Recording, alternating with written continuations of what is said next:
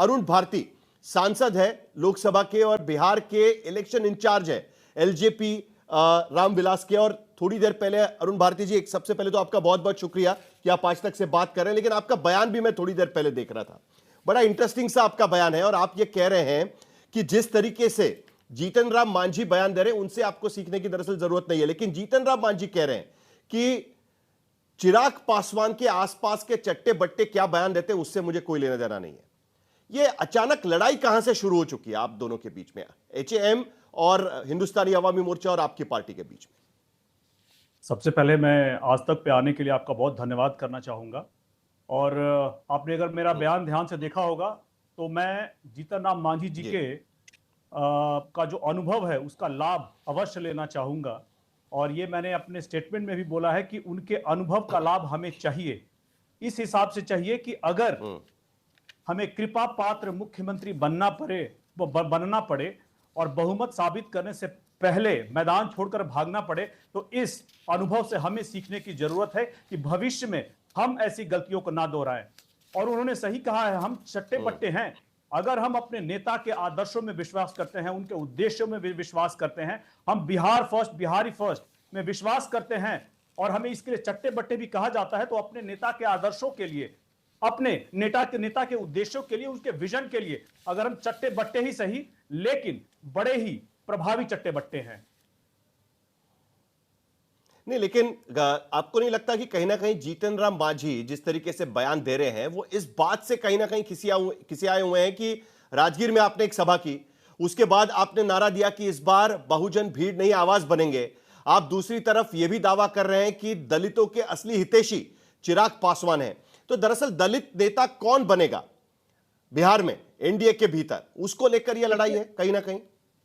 बिल्कुल, देखिए इसमें कोई लड़ाई नहीं है हमारी। हम सिर्फ दलित की बात नहीं कर रहे हैं, हम बहुजनों की बात कर रहे हैं और बहुजनों के साथ में सर्वजन की भी बात कर रहे हैं, जिनके अवसरों की संरक्षण करना भी हमारी पार्टी और हमारे नेता का दायित्व है। हमारा लक्ष्य बहुत ऊपर है। हमें बार बार खींच करके आप एक छोटे तबके के एक दायरे को सीमित करने का प्रयास करते हैं।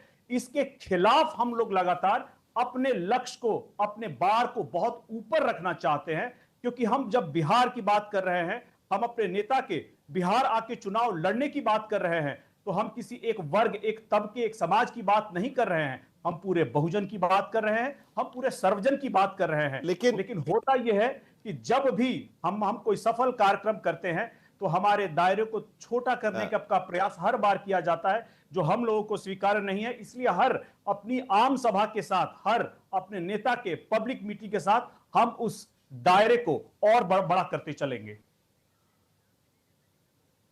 नहीं, लेकिन अरुण भारती जी, आप ठीक है, आपका ये एक दावा है कि जब भी आप कोई इस तरीके की रैली करते हैं, आपका एक रीच आउट प्रोग्राम है कि आप पासवान जाति के आगे जाकर भी दलितों के हितैषी बनना चाहते हैं। ठीक है, हर पार्टी को बड़ा बनना है, लेकिन ये विरोध कर कौन रहा है? क्यों जीतन राम मांझी को जब भी कोई सवाल पूछता है, अभी हम दिखा रहे थे उनकी प्रतिक्रिया, उनको बस सवाल ये कहा गया कि चिराग पासवान कह रहे हैं कि दलितों के असली हितैषी वो है, उसके बाद वो उनको नासमझ कहने लग गए। उन्हें क्यों मिर्ची लगती है? आपको क्यों लगता है कि उनको तकलीफ होती है, या होती है क्या उनको तकलीफ? मुझे नहीं पता कि इतने बड़े सीनियर पूर्व मुख्यमंत्री रहे हुए बिहार के नेता को क्यों ऐसा लगता है। मैं तो सिर्फ अपने पार्टी के एजेंडे की बात करूंगा। देखिए, हमारे नेता बिहार फर्स्ट बिहारी फर्स्ट की बात करते हैं, और जब वो बिहार फर्स्ट बिहारी फर्स्ट की बात करते हैं तो वो पूरे के पूरे बिहार और बिहारियों को इकट्ठा लेकर के चलने की बात करते हैं। ऐसे में जिनकी भी राजनीति संकीर्ण सीमित दायरे की होगी, वो इसको अपने दायरे में ला करके हो सकता है कि घसीट करके छोटा करने का प्रयास करें, लेकिन हम जो बड़े लक्ष्य को लेकर के चल रहे हैं उसको लेकर के आगे चलते रहेंगे। नहीं, लेकिन आप भी तो उनकी बुलाई हुई रैली में गए नहीं। नीतीश कुमार वहां पर गए, लेकिन आप भी तो उनके रैली में शिरकत नहीं कर रहे हैं। आप तो उनके सहयोगी है एनडीए के भीतर। आपकी पार्टी के तरफ से भी कोई गया नहीं उनके रैली में। कहीं ना कहीं उनको उसकी भी कचोट होगी ना कि हमने बुलाया लेकिन कोई आया नहीं। देखिए, हमारे नेता का और हमारे जितने भी हमारे सांसद है, सबका कोई ना कोई पहले से कार्यक्रम लगा हुआ था, जिस कारण से हम लोग वहां नहीं जा पाए। लेकिन उनको हमेशा हम लोगों ने शुभकामनाएं दी हैं, और उनके किसी भी लक्ष्य में, उनके किसी भी सभा में, बाकी ऐसी कोई भी चीजें रही हैं उस पर हम लोगों ने कभी कोई कटाक्ष, कोई भी नेगेटिव टिप्पणी नहीं दी है। हम लोगों का यह मानना है कि अगर हम बहुजन की बात करेंगे, अगर हम सर्वजन की बात करेंगे, तो हम पूरे गठबंधन को मजबूत करने की बात कर रहे हैं। जहां जहां पर जिन इलाकों में गठबंधन को मजबूत करने की जरूरत है, आप देख लीजिए पूरा का पूरा शाहाबाद का क्षेत्र, पूरा मगध का क्षेत्र, अगर चिराग पासवान जी के वहां जाने से गठबंधन मजबूत होता है, तो गठबंधन के पांचों दल भी वहां मजबूत मजबूत होते नहीं हैं। तो और क्या वो मुझे चुनाव लड़ेंगे लगता क्या है- शाहबाद से? ये क्लियर हो गया है क्या? क्योंकि कल जब उनसे अब पूछ रहे थे वो बोले कि पार्टी डिसाइड करेगी, तो क्या पार्टी ने तय कर लिया है कि शाहबाद से चिराग पासवान चुनाव लड़ेंगे? फिलहाल देखिए, हमारे सर्वे का प्रथम दृष्टया एक प्रिलिमिनरी रिपोर्ट आया है, जो कि का बेहद उत्साहजनक है। शाहाबाद की जनता चाहती है। हम लोग अभी इसको लेकर के राष्ट्रीय कार्य समिति में रखेंगे, अभी फाइनल नहीं है, लेकिन एक फाइनल प्रारूप आएगा, उसको अपने राष्ट्रीय कार्य समिति में रखेंगे, और वहां से कार्य समिति जो भी आदेश देगी। नहीं, 4 नेता जिले हैं, देखिए तैयार हैं। उस रीजन में 4 जिले हैं। जिला तो बता दीजिए कम से कम, अरुण भारती जी आप इंचार्ज हैं, जिला बता दीजिए कि वहां से वो चुनाव लड़ सकते हैं। मुझे लगता है कि हमें उचित समय का इंतजार करना चाहिए, उचित समय आने दीजिए। इसके बारे में भी एक बार राष्ट्रीय कार्य समिति से जब इसका फैसला हो जाएगा, तो उसकी जानकारी भी मैं आपको दे दूंगा। हाँ, लेकिन लेकिन लेकिन मुझे जाते जाते आपसे और एक सवाल पूछना है। ये सीटों के बंटवारे को लेकर तो तकरार नहीं है, क्योंकि देखिए पिछली बार तो आप एनडीए का हिस्सा थे नहीं, आप अपने बलबूते पर चुनाव लड़ रहे थे। तब जीतन राम मांझी एनडीए का हिस्सा थे, 7 सीटें उनको मिली थी। 115 110 जेडीयू और बीजेपी के बीच में सीटें बढ़ चुकी थी, और बाकी छोटी छोटी पार्टियों को सीटें दी थी। अब इस बार आप भी दावेदार बनेंगे, तो आपको सीटें ज्यादा मिले, क्या इसलिए भी आप अलग अलग इलाकों में जाकर दावेदारी तो नहीं कर रहे हैं? और इसी के वजह से जीतन राम मांझी को खतरा लग रहा है कि आपके चक्कर में उनकी सीटें और कट जाएगी। वो पहले से ही दुखी है कि 2 लोकसभा की जगह पे एक ही लोकसभा सीट उनको मिल पाई, और राज्यसभा सीट का तो अभी तक नामो निशान नहीं है, जो उनके मुताबिक उनको वादा किया गया था। देखिए, आप हमारे पिछले चुनाव के वोटिंग परसेंटेज को देख लें, हमारा वोट शेयर देख लें, हमारे नेता के आउटरीच, उनके उनके सामाजिक कनेक्ट को देख लें, उनके आकर्षण को देख लें, और इसके साथ में ही हमारे नेता के विजन को देख लें। क्या आपको लगता है कि हमारा किसी भी गठबंधन के किसी दल के नेता से भी हमारी कोई खटास या कोई कंपटीशन है? हम वही कार्य कर रहे हैं जो हमारे नेता चाहते हैं। एक जिम्मेदार गठबंधन के सहयोगी सीटें होने के कितनी तौर लड़ना पर- चाहते हैं अब मैं अपनी अरुण बात भारती पूरी जी? करूं। सीटें कितनी लड़ना चाहते हैं? देखिए, हाँ ठीक है, इस ठीक है। इस बारे में देखिए, एक जिम्मेदार गठबंधन के सहयोगी होने के नाते बहुत जरूरी है कि हम उन जगहों पर जरूर मजबूत हो चिराग पासवान जी के द्वारा, जहां पर एनडीए को मजबूत करने की जरूरत है। सीटों पर फिलहाल हमारी बात चल रही है, हम लोगों की बातचीत चल रही है। एक बार ये मसौदा पूर्ण हो जाएगा, तब आप लोगों को भी बता देंगे। फिलहाल इस बारे में कोई भी बात करना गठबंधन की सीमाओं और मर्यादाओं का उल्लंघन होगा। ठीक है, ठीक है, लेकिन इतना तो बता दीजिए ना कि इससे कम सीटें लड़ना मतलब हमारे लिए ठीक नहीं होगा, क्योंकि आप कह रहे हैं कि हम तो आवाज है, इस बार भीड़ नहीं आवाज बनेंगे। तो अगर भीड़ नहीं आवाज बनेंगे तो आवाज कब बन पाएंगे? कि 20 से ज्यादा सीटें लड़ेंगे तभी आवाज बन पाएंगे, 20 से कम सीटें लड़ेंगे तब आवाज नहीं, भीड़ बन पाएंगे? कुछ तो बताइए उसको लेकर।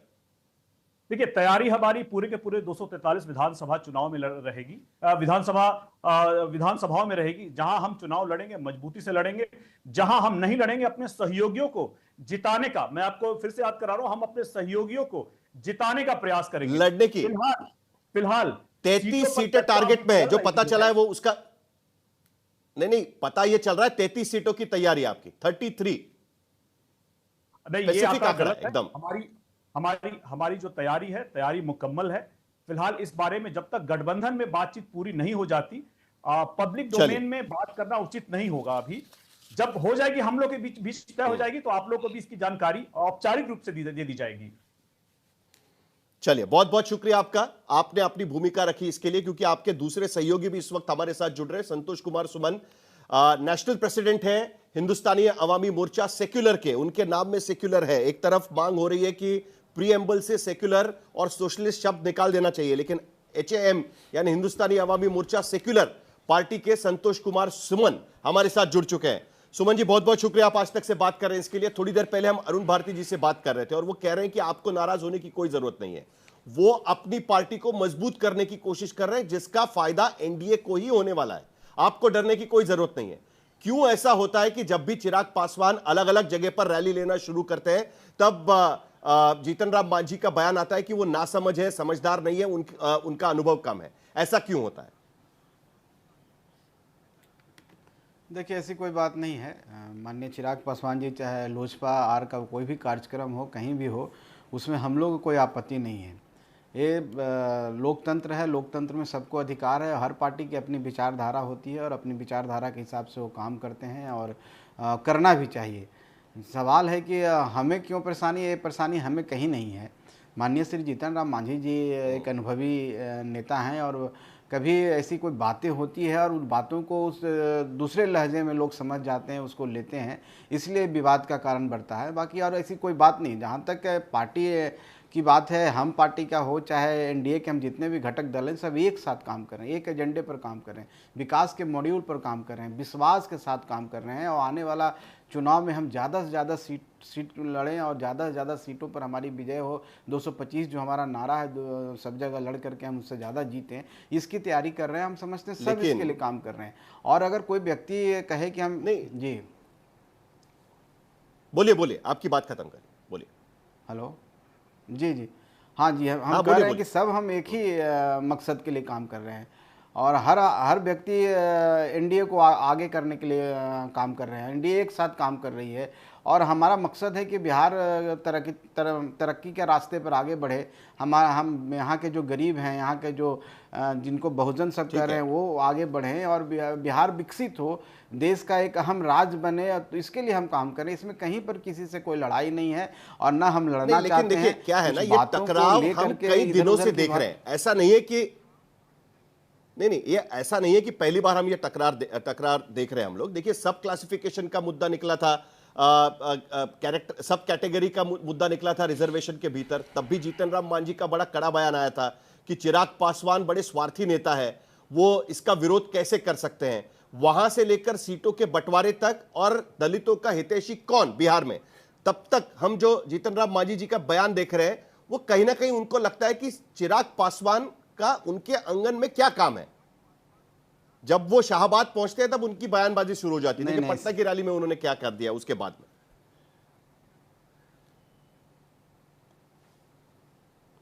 देखिए, कोई भी पार्टी कोई भी कार्यक्रम करती है, उससे किसी को परेशानी नहीं है। और जहाँ तक चिराग पासवान जी का बात है, वो बिहार के लिए काम कर रहे हैं, बिहारियों के लिए काम कर रहे हैं, उसमें हमें क्यों परेशानी होगी? हम भी वही काम कर रहे हैं। हमारा भी काम करने का हो सकता है कि मोडस ऑपरेंडी से अलग हो सकता है, उनका काम करने का अलग सकता है, लेकिन सब तो काम एक ही के लिए कर रहे हैं। सिर्फ मैं इतना ही कहना चाहता हूँ कि जो ये विवाद होता है, कहीं न कहीं शब्दों का फेर है। हो सकता है कि वो कहना कुछ और चाहते हैं, लोग कुछ समझ कुछ और जाते हैं, कहने का उनका तरीका थोड़ा कड़ा है, लेकिन इसका ये मतलब नहीं है कि हम एनडीए से इतर बात कर रहे हैं। हम चिराग पासवान जी, उनकी पार्टी से हमें कुछ है और ना कोई कंपटीशन है, ना कभी कोई कंपटीशन हो सकता है, क्योंकि हम अपनी सीमाओं को जानते हैं, वो अपनी सीमाओं को जानते हैं और हम अपने तरीके से काम कर रहे हैं। हम एक साथ मिल करके, मैं हमेशा कहा हूँ कि हम एक हैं। और जहाँ तक हम अनुसूचित जाति की बात करते हैं, जनजाति की बात करते हैं, बहुजन की बात करते हैं, कोई एक व्यक्ति कहेगा कि हम सबका भला कर सकते हैं, उनके लिए काम करें, हम सब मिल के काम करते हैं। आज के समय में जो बिहार की स्थिति है, यहाँ एक गठबंधन है, एनडीए गठबंधन है। कोई अगर एक पार्टी कहे कि हम एक पार्टी मिल करके बिहार में सरकार बना लें, चाहे बिहार में ऐसी कुछ कर लें, तो फिर गठबंधन का मतलब ही नहीं। गठबंधन का मतलब होता है कॉमन मिनिमम प्रोग्राम, एक कॉमन एजेंडा पर हम काम करते हैं। जब कॉमन एजेंडा पर काम करते हैं तो हमारा एजेंडा एक है। हेलो, तो मतलब आपका मतलब जो चिराग पासवान ने कह दिया कि हम वो पहरेदार है, दलितों के हितों के पहरेदार चिराग पासवान है, ये जो कहा वो आपको थोड़ा सा चुभ गया। आपको लगता है कि एनडीए को पहरेदार करके उनको पेश करना चाहिए, अपने आप को पहरेदार करके उनको पेश नहीं करना चाहिए। देखिए अरुण भारती भी आपको सुन रहे हैं। देखिए, यही तो विडंबना है साहिल जी, और इसी के तहत आज के लोग क्या है कि जब हम दलित सब एक हो रहे हैं और दलित जब अपनी भागीदारी मांग रहा है राजनीति में, दलित आगे बढ़ने की कोशिश कर रहा है, तो कुछ लोग उसको अलग करने की कोशिश कर रहे हैं, फूट डालो राज करने के नीति पर काम कर रहे हैं।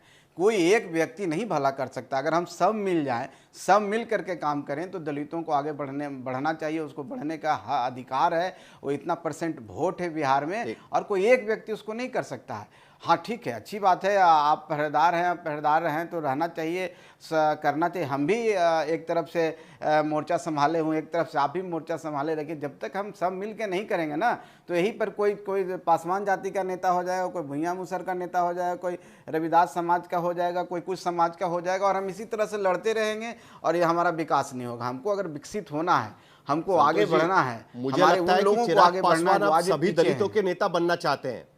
बिहार के सभी दलितों के नेता चिराग पासवान बनना चाहते हैं, और दरअसल वहीं से कहीं ना कहीं चुभन शुरू हो जाती है। अरुण भारती जी अभी हमारे साथ में हैं, वो भी आपकी बात सुन रहे थे। अरुण भारती जी, आप सीधे पूछ सकते हैं, क्यों साहिल चट्टे जी, बट्टे साहिल का? जी। अगर सब लोग साथ में मिलकर काम कर रहे हैं तो ये चट्टे बट्टे कहना ठीक है कि नहीं, आप डायरेक्टली पूछ सकते हैं। नहीं, मैं ये ऐड करना चाहूंगा। देखिए, आज के दिन में आप पूरे के पूरे हिंदी बेल्ट को देख लें, आप उत्तर प्रदेश से लेकर के बिहार देख लें। अगर मैं बहुजन लीडर्स की बात करूं, आप एक समय याद कीजिए जब हुआ करता था, सोनेलाल पटेल होते थे, मुलायम सिंह यादव होते थे, मायावती होती थी, कांशीराम होते थे, एक पूरा गुलदस्ता हुआ करता था। बिहार में इस तरह से स्वर्गीय रामविलास पासवान जी होते थे, लालू यादव होते थे, नीतीश कुमार जी हैं। लेकिन अब होता क्या है, सॉरी, लालू यादव जी अभी भी हैं, मुझे क्षमा कीजिएगा। लेकिन अब होता क्या है ना कि जैसे जैसे उम्र का पड़ाव आ रहा है, ऐसे में अब उन आवाजों को, उन नेताओं के किए गए काम को आगे ले जाने के लिए भी नए युवा नेता चाहिए। ऐसे में मुझे चिराग पासवान जी, हमारी पार्टी के राष्ट्रीय अध्यक्ष, इस काम के लिए बिल्कुल उपयुक्त लगते हैं, क्योंकि वो जिस तरह से लोकसभा में, कैबिनेट कमेटी में जनता से जुड़े मुद्दे उठाते हैं। आप याद कीजिए, जब पहली बार सब कैटेगराइजेशन आया था, प्रमुखता से उन्होंने बात की थी और इसको संतोष जी, केंद्र सरकार से वापस किया था। उसी तरह से आप जातीय जनगणना का जो मुद्दा आया, केंद्र में मंत्री रहते हुए उन्होंने बड़ी प्रखरता से बात को उठाया, जो पूरे समाज के लिए है। अगर वो पूरे अरुण समाज भारती की जी, बात सब कर रहे हैं, कैटेगराइजेशन वो को बहुजन लेकर की बात कर रहे हैं, आपका वो विरोध सर्वजन है, की बात कर रहे हैं, लेकिन तो संतोष मांझी जी की जो पार्टी है वो कह रही है कि सब कैटेगराइजेशन होना चाहिए, तभी तो मुसहर जैसी जातियों को उसका फायदा मिल पाएगा। लेकिन दूसरी तरफ संतोष जी, आपने सुना, वो कह रहे हैं कि अब युवा पीढ़ी को आगे आ जाना चाहिए। अब हो गई, आपकी उम्र हो गई, अब चिराग पासवान को कमान संभालने दीजिए, दलितों के हितैषी बनने दीजिए पूरे बिहार में। देखिए, लोकतंत्र है, लोकतंत्र में जनता मालिक होती है, और जनता जिसको चाहेगी, जनता जिसको प्यार करेगी, जनता जिसको आशीर्वाद देगी, वो मुख्यमंत्री बनेंगे, प्रधानमंत्री बनेंगे। अभी जनता माननीय नीतीश कुमार जी हमारे जो मुख्यमंत्री हैं उनको आशीर्वाद दे रही है, माननीय प्रधानमंत्री जी हैं, और हमें लड़ने से कोई फ़ायदा नहीं है। हम जनता के बीच में हमको जाना चाहिए, जनता के बीच में उनके मुद्दों को उठाना चाहिए, उनका विश्वास जीतना चाहिए। आने वाला भविष्य में सबकी शुभकामनाएं, मेरी तो भी मतलब शुभकामनाएं, चिराग पासवान को अगर मुख्यमंत्री बन जाए। सीएम मैंने तो पद का कभी नहीं चेहरा कहा। बनाया जाएगा तो आपको कोई दिक्कत नहीं होगी ना संतोष जी? चिराग पासवान को मुख्यमंत्री पद का चेहरा देखिए, बताया जाएगा एलजेपी की तरफ से, तो कोई दिक्कत नहीं होगी ना आपको?